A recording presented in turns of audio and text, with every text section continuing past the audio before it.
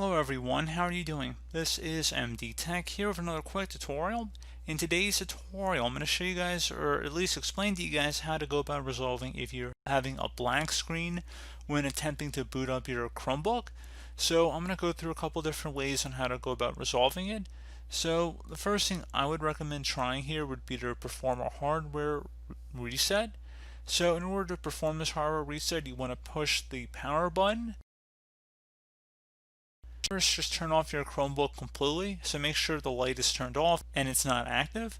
And now you want to press the refresh key on your keyboard. So it looks like a little refresh icon with a circle and then there's a little arrow at the end. You want to go tap that on your keyboard and then hold down the power button. You want to hold both of these for 10 seconds, so hold them both down.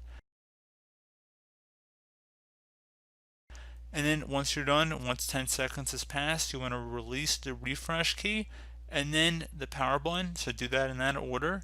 And then your Chromebook should restart at that point. If it does not restart, now press the power button again.